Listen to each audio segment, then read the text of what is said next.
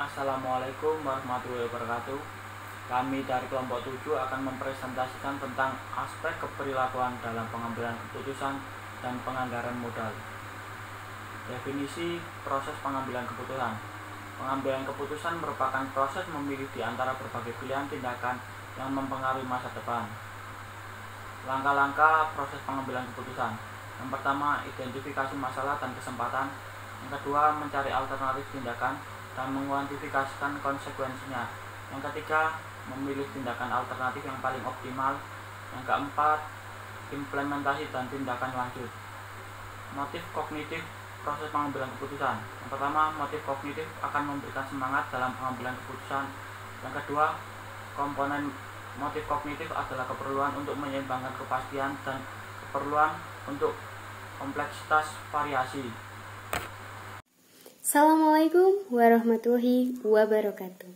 Selanjutnya, saya akan menjelaskan mengenai proses pengambilan keputusan. Ada 4 tipe macam proses dalam pengambilan keputusan. Tipe yang pertama adalah terprogram sederhana. Yang kedua, tidak terprogram sederhana. Yang ketiga, terprogram kompleks. Dan yang keempat, tidak terprogram kompleks. Dalam proses pengambilan keputusan, model pengambilan keputusan terkait motif para pembuat keputusan ada 3 macam. Modal ekonomi, modal sosial, dan modal kepuasan.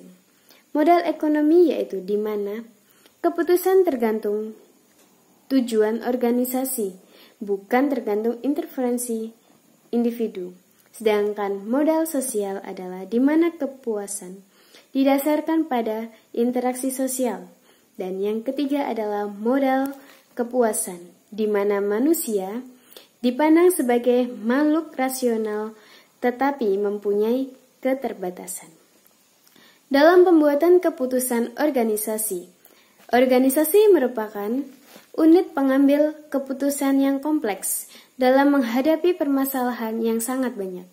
Organisasi mengembangkan prosedur operasi standar secara formal dan informasi untuk masalah yang secara berulang-ulang. Saya akan melanjutkan presentasi dari teman saya, yaitu aspek keperilakuan pada penganggaran modal. Yang pertama, faktor-faktor keperilakuan. Yang kedua, konsekuensi penyimpanan pada proses penyusunan anggaran. Yang ketiga, tampilan rasional. Yang keempat, saran-saran perbaikan. Faktor-faktor keperilakuan yaitu manajer keuangan dan akuntan manajemen terlibat secara mendalam pada penyusunan anggaran operasional, baik dalam pengembangan anggaran maupun dalam pelaporan kinerja setelahnya. Proses penyusunan anggaran. Yang pertama, goal setting stage, yaitu aktivitas perencanaan dimulai penerjemahan tujuan untuk organisasi ke dalam aktivitas spesifik dari sasaran-sasaran.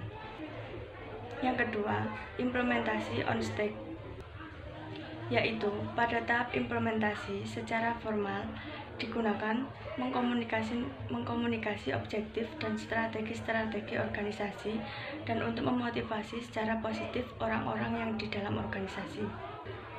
Yang ketiga, control and performance evaluation stage, yaitu anggaran yang diimplementasikan akan berfungsi sebagai unsur kunci dalam sistem pengendalian. Baik, saya Febi Nurmilasari akan melanjutkan presentasi dari teman saya sebelumnya. Di sini saya akan menjelaskan apa itu penyusunan anggaran modal. Penyusunan anggaran modal diartikan sebagai suatu proyeksi mengalokasikan dana baik untuk proyek maupun pembelian yang sifatnya jangka panjang. Keputusan penyusunan anggaran modal sendiri dibuat saat kebutuhan untuk itu muncul, serta melibatkan jumlah uang yang cukup besar, komitmen dan jangka panjang, dan ketidakpastian yang disebabkan oleh panjangnya waktu yang terlibat, serta kesulitan dalam mengestimasikan variabel-variabel pengambilan keputusan. Selanjutnya yaitu jenis dan pentingnya faktor-faktor keperilakuan dari penyusunan anggaran modal.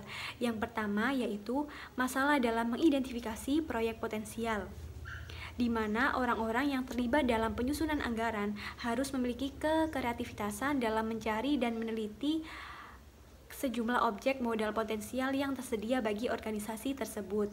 Yang kedua yaitu masalah prediksi yang disebabkan oleh perilaku manusia, di mana dalam memprediksi data untuk mengambil keputusan dengan mempertimbangkan peningkatan kinerja dari karyawan yang terlibat dalam proyek tersebut, maka kita dapat mengetahui perubahan keberhasilan dari suatu proyek tersebut. Yang ketiga yaitu masalah manajer dan ukuran kinerja jangka panjang, di mana dalam hal ini manajer puncak sebaiknya mengevaluasi sampai sejauh mana masalah yang terjadi dalam perusahaan, serta bagaimana hal itu akan mempengaruhi usulan tertentu. Jadi manajer puncak harus benar-benar mempertimbangkan siklus ini. Yang keempat yaitu masalah yang disebabkan oleh identifikasi diri dengan proyek, di mana terdapat mekanisme untuk menyelamatkan proyek dengan bertindak secara disfungsional untuk menghindari keharusan untuk mengetahui bahwa suatu proyek yang mereka ajukan tidak berhasil. Saya akan menjelaskan presentasi selanjutnya, yaitu tentang jenis dan pentingnya faktor-faktor keperilakuan dari penyusunan anggaran modal. Yang kelima yaitu pengembangan anggota dan proyek modal. Dalam proses seleksi proyek, manajemen puncak harus mempertimbangkan apakah proyek yang diusulkan baik untuk pengembangan dari si pengusul proyek tersebut pada saat ini. Yang keenam yaitu penyusunan anggaran modal sebagai ritual. Beberapa ilmuwan keperilakuan menyarankan bahwa seluruh penyusunan anggaran modal adalah ritual. Yang selanjutnya yaitu adalah poin nomor 7, perilaku mencari resiko dan menghindari resiko. Individu bereaksi secara berbeda terhadap resiko. Beberapa orang tampaknya menikmati pengambilan keputusan yang beresiko dan berada dalam situasi yang beresiko, sementara yang lain mencoba untuk menghindari hal-hal tersebut. Yang kedelapan, membagi kemiskinan. Fenomena membagi kemiskinan seringkali memiliki dampak yang penting dalam proses penyusunan anggaran modal. Hal ini terjadi ketika tersedia lebih banyak proyek anggaran modal yang potensial lebih menguntungkan dibandingkan dengan dana yang tersedia untuk mendanainya. Selanjutnya yaitu tentang konsekuensi penyimpangan pada penyusunan anggaran. Yang pertama yaitu distrust atau rasa tidak percaya diri. Anggaran adalah sumber dari tekanan yang dapat menciptakan kecurigaan atau ketidakpercayaan dan menyebabkan penurunan kinerja. Yang selanjutnya yaitu resisten atau resistensi. Walaupun anggaran digunakan secara luas dan sangat mendukung, namun tetap ditolak oleh banyak anggota organisasi. Sekian presentasi dari saya. Saya Sukmawati Indah Dikria akan melanjutkan presentasi dari teman saya sebelumnya.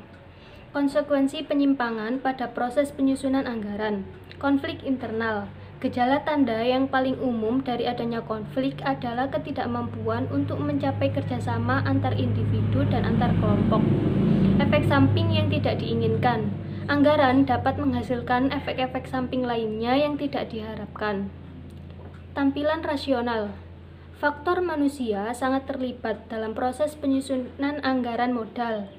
Dalam meninjau faktor-faktor ini, terdapat masalah-masalah yang ditimbulkan oleh yang pertama, kesulitan dalam mengidentifikasi dan memilih proyek modal dan kebutuhan akan kreativitas dan penilaian manusia.